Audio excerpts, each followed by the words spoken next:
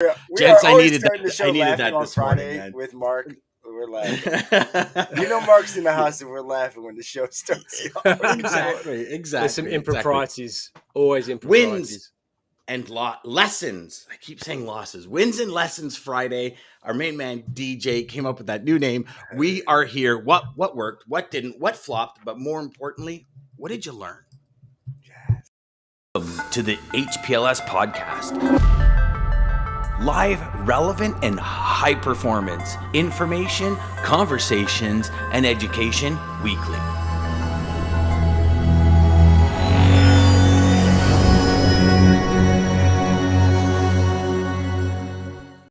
Man, we're talking seconds this morning. We've got Jeff coming in. I've got Jeff coming in at 9:01:09, and then 9:01:11 is Lisa. And I think it's because Lisa had the happy Friday. See, Jeff says morning with an exclamation. He's slick. Eh? Listen, that's okay. That's a seasoned veteran right there. Yeah. Don't share secrets. It's a seasoned veteran right there. So let me ask you, would it count if we just put an M? If we put a GM for good morning, would that count? I don't know. You're on the keyboard. Listen, I don't make the rules. I don't make the rules. That's it. I'm glad I'm not a racer. I would never win. Great. I love it. Great. Good morning, everybody. Hey, another week, almost in the books this week. Wins and lessons Friday. I it's one of my favorite days, not because it's Friday. Actually, Monday is my favorite day of the week, and I know you guys all probably think I'm totally like I'm smoking crack or something by saying that, but Monday is my favorite day of the week. But Fridays I love just because, gents, we get together. We get to have, I don't know, Friday seems to be the laugh day. I mean, don't get me wrong, we have good times every day, but the laugh day, especially when Mr. Ridley's on, just loving it. He's paying a little bit of tribute to the ball game today, and so anyways, listen, let's get it going. Wins and lessons. Who wants to start? Which one of y'all want to get her going? Here we go. My fingers stubbled to find the chat area. Laugh out loud. There we go. Mr. Ridley, good morning, compadre. Good morning, evening. Jeff. We've got a gentleman, Akash. I guess Akash, you're probably coming to us. Good evening. So yes, I'm thinking probably India, because I think you're 6 hours ahead of us, if I had to guess. Yeah. Good evening. Good evening, my friend. Thank you for joining us. Yeah, hey, who wants to go first on y'all wins and lessons, y'all? DJ, I'm going to let you go. I'll go. I'll go first. I'll go first. I had a crazy week. It's been crazy. It has been really fun. Having Anthony on yesterday was a blast. So Anthony, that was stellar. Man, yeah, his info. If you guys missed that show, you got to watch that back. He's a genius when it comes to that, and the videos he puts out, they're amazing. But that was fun. Rich, got a deal working with Rich. I'm pretty excited about that. Me and Dan got that going on, so that was a big, exciting, kind of fun thing going on. And landed my first business consulting customer while I'm kind of into this interim period I'm in. So that's good for you. Exciting. I got a couple of ladies here. So anybody locally looking for luxury furniture, that's what they do. They bring it in from Turkey, but it's amazing. It's different. It's unique. They've been doing it for a while, just on their own, really having no clue what they're doing. So it's going to be a fun 2 weeks, just helping them kind of get everything up and going. And then good for you, brother. Good for you. And from Turkey too. So what are some of have you seen any, because now I'm very interested, because have you seen any issues or anything from Turkey on shipping, on supplies, on product, on everything? Absolutely. Yeah. Their pricing's all over. Like this container they got coming now. I think they said they paid $20,000 for it. When they started in July last year, they were paying like $2,000 or $3,000 for a container. Yeah. So, I just read a report yesterday on Indonesia. Have you guys read this report? So Indonesia supplies 60% of the globe with palm oil. So palm oil is like candy bars, chips, so many things are made with palm oil. They've now officially stopped shipping anywhere because the ingredients for them to get oil. So listen to this. This is how this is how like real crazy logistics and supply chain happens. Okay. So Indonesia imports oils for cooking from Ukraine, Russia, all these places because of the war. There's obviously no shipping coming out of there. Yeah. So they are stopping their shipping. They don't know. It could be weeks. It could be months. They said, until our country has enough oil for cooking, we are not shipping any oil out. So candy bars.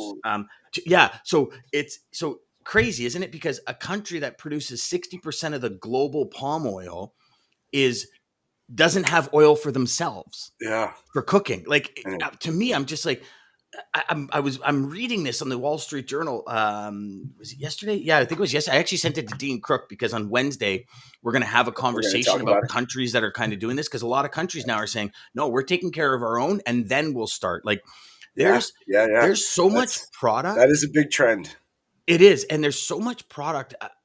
Never have I seen the amount of product that comes out of one place until this Russia invaded Ukraine. Because we have two countries that are huge on like resources globally, major resources, that we consume huge, and you never think about it. Like, you think about, I mean, it's insane. And as you start digging down that rabbit hole, like literally, you're taking the red pill in the Matrix, man, and you're going straight down that rabbit hole, and it starts like just blowing. So that's why I was asking about Turkey, because they're probably Turkey's probably importing stuff from different places that's now been shut off in order to make like the material or the foam or the wood or whatever for the furniture. So that's why I was asking. Sorry, DJ. I didn't mean to cut you off there or go on a tangent, but it's insane how deep these rabbit holes go. No, I'm so glad you brought that up. Yeah, because with talking to them, I was surprised to hear some of the things they were dealing with as well. But yeah, it's crazy. I'd be interested if you can ask them a question. How many different countries and continents does it take to make the furniture in Turkey? Well, so I will tell you. So so one of the they're actually sisters. They're sister and sister-in-law, which is crazy in itself. That they work together doing this. Yeah, I never work with your in-laws. But the one husband, the one sister, her husband is in trucking. So. She actually said she dispatched for a while, so she joked. She said, "Hey, let me be a guest on the show. So maybe I'll bring her on. If you want to ask her questions yourself." I mean, if she knows the answers, definitely let's get her in, because I think that'll add value. She's fun. So yeah, because I don't think anyone really comprehends how vast the supply chain is for one product, right? Like we talked. I mean, listen, we talked about this, right? 6 continents, 42 countries or something it takes to make an iPhone. Like, you would never, when would you ever think that? Like, you would think it's all made in one place. That's what everybody envisions. Yeah. It's made in this one building, so and it just goes. how many places does it take to make this hard drive? Right? What about earphones? Like I'm I think, you know what? Blown away. I think it's something that we'll dive into in the next couple of weeks. I think if we were to expose a supply chain, crazy world of logistics, Oh, huge! And I think if we were to expose a supply chain, like I'm going to try and connect with a major corporation, with a supply chain manager that like is head of product development or something. I'll figure it out, and maybe we'll bring somebody on to just blow people's minds, because I think it's the world is so small, but yet so large, right? So go on, DJ. Sorry. I love it. Other than that, starting next week, I'll be really focusing on Golfers U, so that's going to be really fun. Golf what? Partnering up with those. What's that? Golfers U. So Golfers U, it's on-demand coaching for golfing, but going to be helping local golfer Jimmy Hanlon is kind of partnered up with Shoutback Concepts, which is a local company, and they're bringing it to market, so it's going to be pretty fun. Nice, good for you, brother. Look at you, you're all over the map. Hey, I know, it's nuts. So yeah. Hey, everybody, make sure you tell DJ he's got to keep time for the show. That's very important, everybody. I love golf. I wish I could play more, but hopefully now this gives me the chance. That's why I figured if I could sneak into something that is golf, maybe that gives me the opportunity to do it more. How many rounds do you play in a year with 17 kids? Shit. Yeah, exactly. Exactly. Because when I was playing a lot of golf, I was probably close to 140, 150 rounds this summer, which is huge. I mean, I was, 2 rounds every Saturday, every Sunday. And then I kind of got an ultimatum.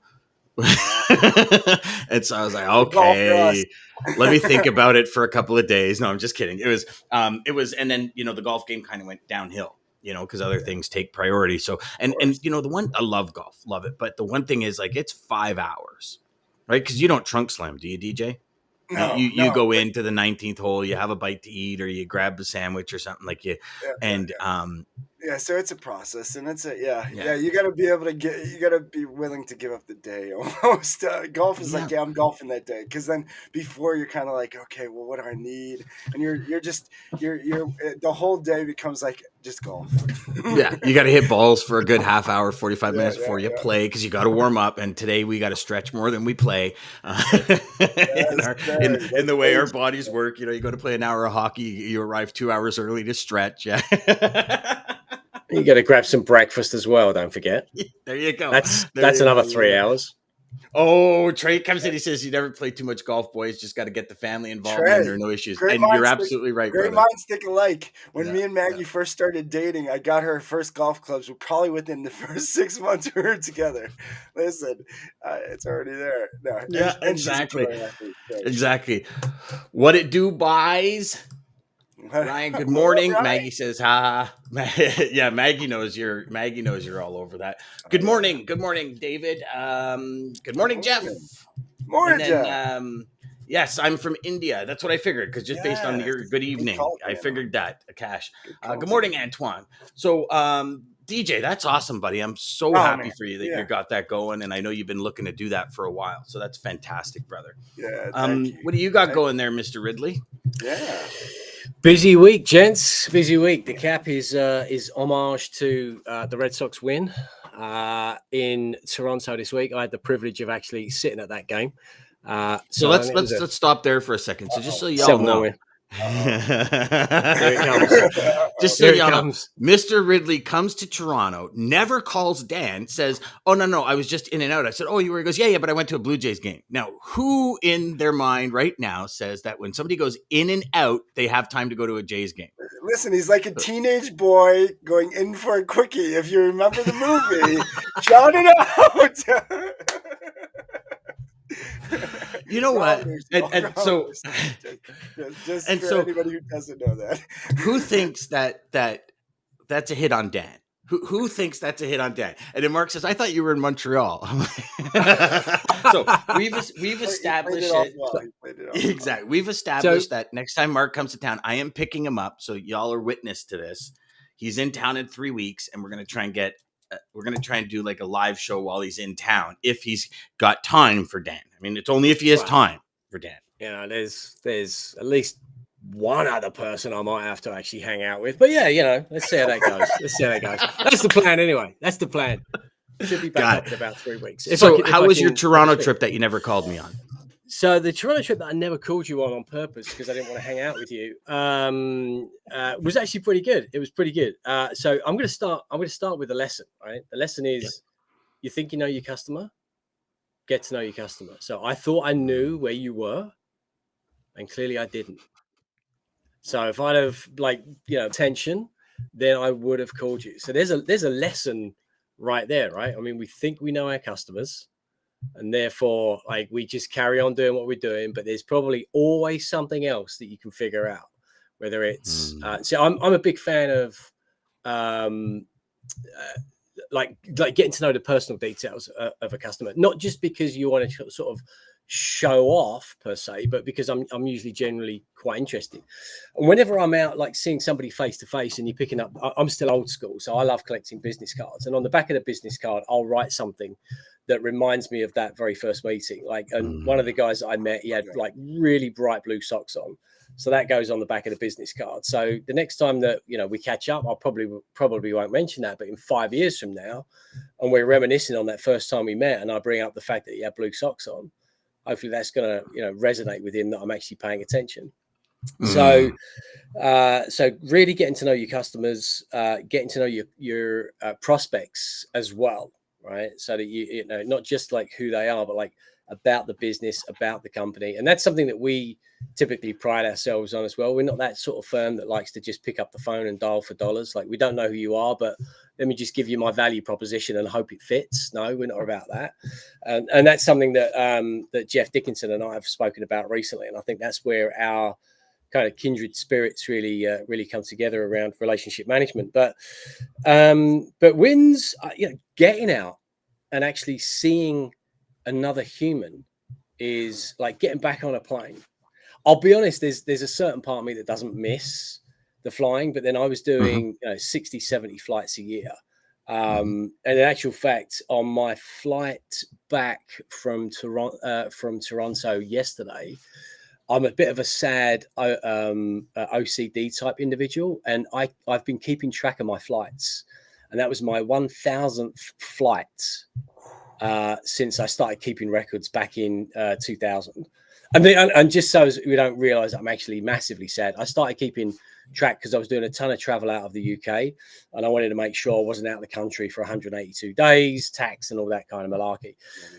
But even though I wasn't out of the country for that extensive amount of time, I just kept keeping track. And then I noticed that flight number 1000 was yesterday, which is, I don't know if that's a good thing or a bad thing, but I don't miss it, getting on a plane with that level of frequency. It's a tough life. It's crappy, especially when you got a family, right? And you're trying to be there for everybody. But it was nice to get out and see some people, which was nice. And so I'm gonna consider that to be a win.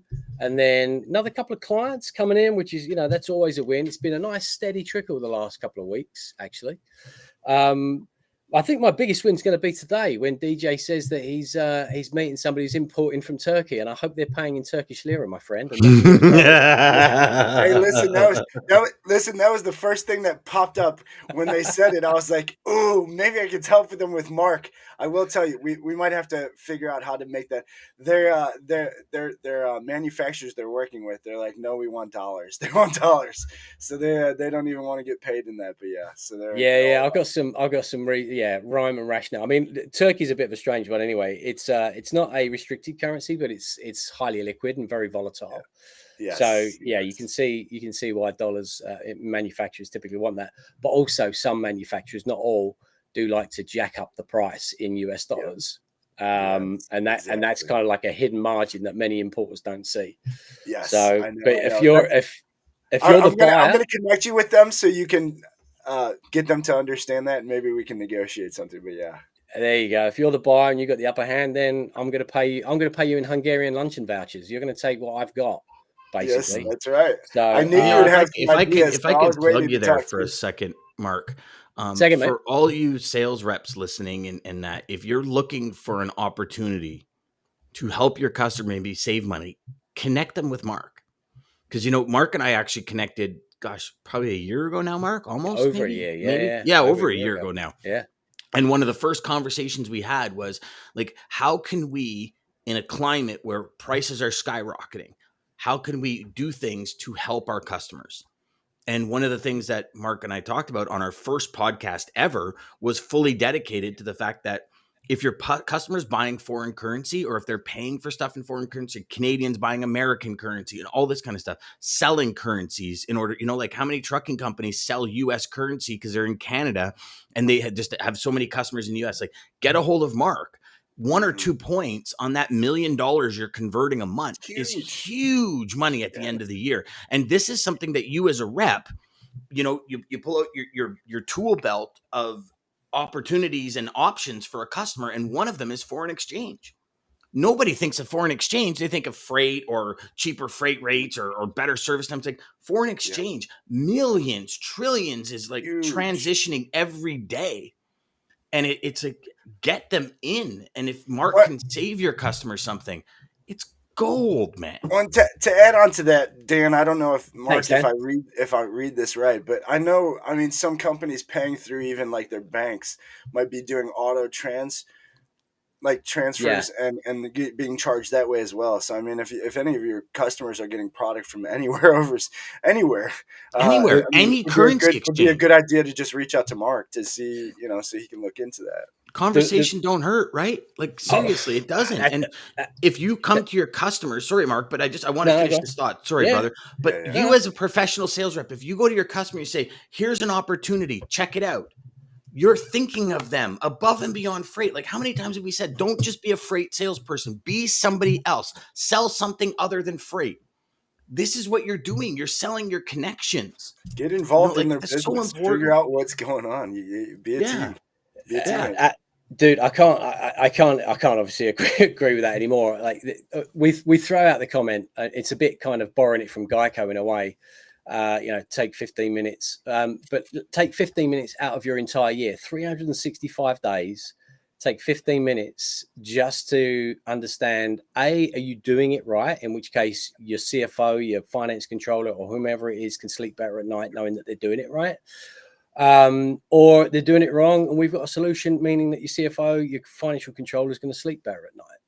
The biggest thing though is, and this is what we find here in the US versus anywhere else really on the planet, importers paying in their own currency. Like if you're an importer and you're paying in dollars, it's easy to think, well, that makes sense because I'm selling to the US in dollars. I'm paying my manufacturer in Germany in dollars. That's awesome, right? And what you don't realize is that there is currency risk in there. And also you're overpaying by, we typically say, look, rule of thumb, if you're paying in dollars, you're overpaying by 5%. So for every 100,000 you're paying overseas, you're paying $5,000 too much as a rule of thumb. And I'll tell you this, Mark, the one lady talking about possibly getting on the show who did dispatching, she knows that pretty well. And so she knows that they're only doing it so they can get more. She knows if she was paying in their whatever their currency is there, that she would be getting a huge deal. So we spoke to, not to get too far off topic, we spoke to somebody recently and I was again going down the whole spiel. Oh, you're buying from Germany, you're overpaying. And he said, Mark, let me stop you there. I know I'm overpaying by 10%. I'm like, you've done the calculation? He said, I didn't need to. My manufacturer in Germany told me he marks up by 10% to cover for the foreign exchange risk that he has. Because Germans don't want dollars. They weirdly want to pay their employees in euro and pay their bank facilities and loans and utilities and everything else in euro. A bit weird that in Germany. So, so the German manufacturer is like, if you can't pay me in euro, and you're going to pay me in dollars, then I'm going to have to jack that up because when you pay me dollars in 6 months or 3 months or 2 weeks, I have no clue what the rate's going to be. And I don't want to compromise my margin. So either pay me in euro and pay me a significantly lower amount, or I'm going to have to manage my risk. So that's most of the conversations that we have. But if you're actually paying in a currency and using a bank, then you probably have, the rule of thumb there is you're probably overpaying by 1 to 1.5%. If you're using a bank and doing foreign currency conversion. If you're not doing any foreign currency conversion, it's, usually about 5% is what you're overpaying. And if you can afford that as a company, then great. But if you care about your shareholders, then maybe you might want to do something different. Oh, I love how you just threw that in there, brother. That was awesome. Ryan says, don't forget the yogurt parfait before golf. Yogurt parfait. That's Blue Jays game over Leafs game or Raptors game, playoff game. So what would you do? Blue Jays game over a Leafs game or Raptors playoff game, boys? Which one? I would do the Blue Jays. I'm a baseball guy, but I would do the Blue Jays. Yeah. I've had the fortune. I've been to a Raptors game and was like highly entertained with it as well. But they are very entertaining. The Leafs always lose during playoffs, so I'm going to say no to the Leafs for playoffs. And everybody in Toronto is probably going to be like, but they always lose. They always choke. My buddy actually has a Leafs jersey that says Heimlich on the back because they choke so much. Hilarious. So, yeah. That's a really good monster you got there, DJ. Trey says, wins and lessons. Love it. Jeff says, haven't played golf in a long time, but I did get a hole-in-one under my belt, a very expensive 19th hole. There's a lot of celebration there. Yes. And it's funny, because you come out in golf, right, Jeff? You come out, you like hit this remarkable shot that very few people do, and all of a sudden you have to buy everybody a drink. It's like, shouldn't everybody be buying you a drink? Like it's totally. Speaking my language once again, Mark. Ryan wins. taking Dan's message about designing your career and creating a plan and action towards this. Universe rewarded me with a project I've worked on for 2 years. Yes, Ryan. I'm so glad you got that, brother. Dude, That was just like, I am so pumped for you, man. oh man, brother.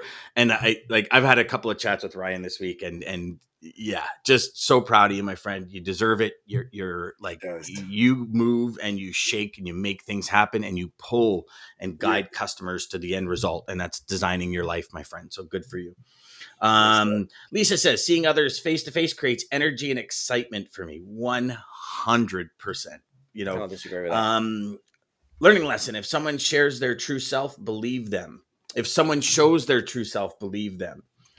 That's like a big learning lesson, Ryan. That is a lesson. Yeah. Trey says, me too, Lisa. And then Jeff says, you'll have more, Mark. Wink. That's a hint at something coming down the pipe, Mark. Something coming down the pipe. So wins and lessons. So I had, so many awesome things this week. A lot of lessons. I wasn't going to talk about it, but I think it's something I need to talk about. So I'll try and hold myself together for it. But repetition is the first law of learning. And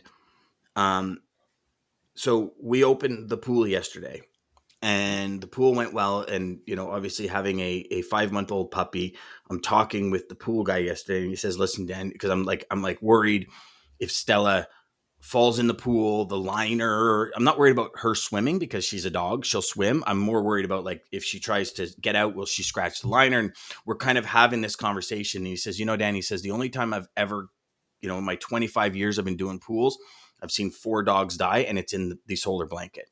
Never in the pool, because they will always find the stairs, or they will go to the edge and they'll just put their paws up until somebody comes and rescues them. And I was like, oh, okay, no problem. Like, solar blankets very rarely on, that kind of thing. So we're trying to get the pool to a certain temperature with the heater to allow the salt to kick in and clean the pool and act as chlorine. And so yesterday afternoon and evening, I was out there for probably about 2 hours with the dogs, like letting them go towards the pool, saying, like training them to not go in the pool. And then this morning, I hear Stanley, our 3-year-old dog, 3.5-year-old dog, bark in a way that was not normal. It just wasn't right. So I ran outside, and Stella was in the solar blanket, and she was frantically panicking, and Stanley's barking. And it was just, I can't even describe the terror that went through my body. I just have no words for it, really, to be honest with you. And so I grabbed the solar blanket and pulling it. And I'm just praying to God that I get her out in time. And she's like fully immersed, like she's drowning. And so she jumps out of the pool, and she's shaking because the pool is like 10 degrees. And it instantly, once it kind of was all over, it was like, you know, you start killing yourself, because it's like, what makes you think 2 hours of training for a 5-month-old puppy would work? And then I think about that, and I say, what's the lesson here? You know, we learn something. We learn something from a coach. We do something that we know betters us, right? Like her not getting on the solar blanket is going to better her for the long run. But how many times do we pay attention to that ongoing? And repeat it, and repetition. And I don't mean for today to get sad or emotional, because but it is a lesson. It's a big lesson for us. Yeah.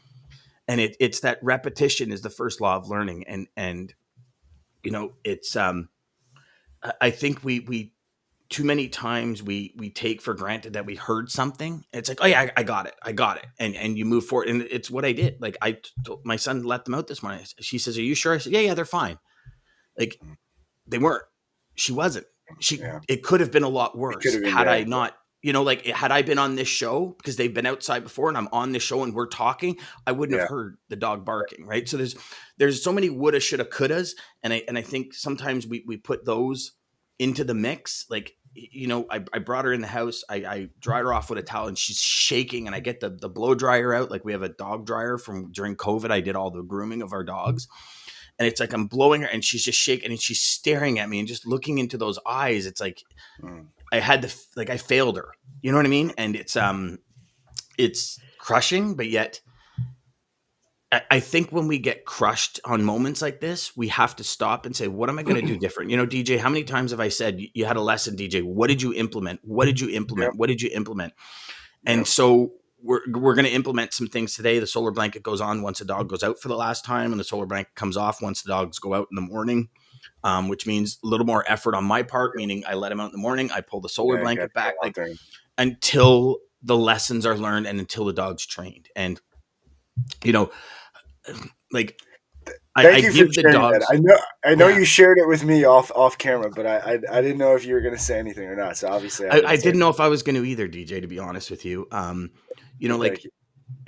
dogs are smart, right? Dogs are very intelligent creatures, and I think we sometimes take for granted certain things in our education as well. So I look at it, I say, Stanley, he was literally 2 days, he was potty trained. After 2 days of having him, he was 6.5 weeks when we got him. 2 days, he's never peed in the house again or went to the bathroom in the house. Stella was about a week. But the other day, 2 weeks ago, she peed in the house. She's 5 months old. Sometimes it happens.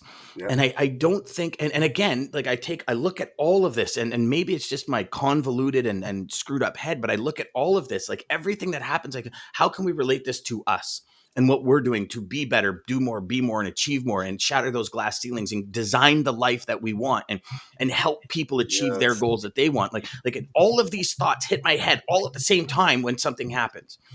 And sometimes it's overwhelming and it's kind of, you got to and I know we probably said it quite a bit of time, but Bruce Almighty, when Jim Carrey becomes God and he has all these, I literally feel like that sometimes where it's all, oh my God, I got to get all these thoughts and ideas down. But the only one that I can say to everyone watching and listening is repetition is the first law of learning. If you have something that is going to benefit you in the long run, repeat it over and over and over and over and over and over again until it becomes a habit. And when things don't happen, immediately implement things to change what happened. Because if you don't learn that lesson first, it could be a lot worse later.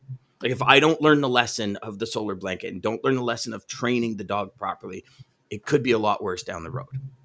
So sorry if I turned today's happy, joyous into something, but it's very important. Very important. So, yeah. I know you want to shut this down, but I will say, you didn't let Stella down because she's still alive, right? And so there's sometimes we're human, and so we're going to make mistakes. I'm not saying that was a mistake, but my point is you got to forgive yourself for making mistakes, no matter what they are. Unless, of course, it's something, that you've repeatedly done, the same mistake over and over again and you're not learning, then that's completely different. If you make it 3 times, it's a choice. Right. But there's something that, situations in life or business, personal life or whatever, you don't know what questions to ask until or what actions to take until it hits you. There's some things as grown-ups, common sense. You're not just going to walk out in the road, checking your phone, checking your iPhone, right? You know to look left and right. As a 3-year-old child, you don't have that level of experience yet. So you can't, as a 3-year-old child, you can't blame yourself as a 3-year-old child that you got hit by the truck. It's not really Yeah. So, but the fact that you've paid attention and implemented those changes, that's a big difference. Difference, right? Versus, again, going through and making that same mistake again. And one thing my wife always says to me, and always says to our 8-year-old Baxter, hey, just pay attention. And it's not that she's saying you're an idiot. She's like, you just got to just keep your eyes open at all times. Everything that's happening around you, you just got to soak it in, pay attention, and learn from it all. And that's all you can really do. Yeah, that's awesome. Yeah. Awesome advice, brother. And I agree. Yeah, I agree with Mark completely. I mean, I think, and it's so crazy. And Dan, you'll never believe this, but the show went full circle with my quote because of what you said, but also with what Mark just said. Yes. Thanks, Mark. That's awesome. Have a great weekend too, Jeff. Antoine says sometimes you need to hear reality to straighten ourselves out, and huge. So, DJ, what did you? I'm dying to hear what your quote is. I'm coming. Well, I think it goes well. But hey, thank you, Mark, obviously for joining us every other Friday for our wins and lessons. So glad to have you with us, man. It's such Always a fun good to be show here, mate. every time you join us. So thank you, Great time. guys. Like we said before, if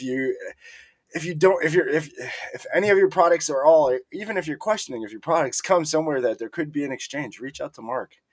Like he said, 15 minutes. 15 minutes could save you. Could save you 5% or more. But again, thank you to Damon. Thank you to everybody, man. All of your comments, you guys.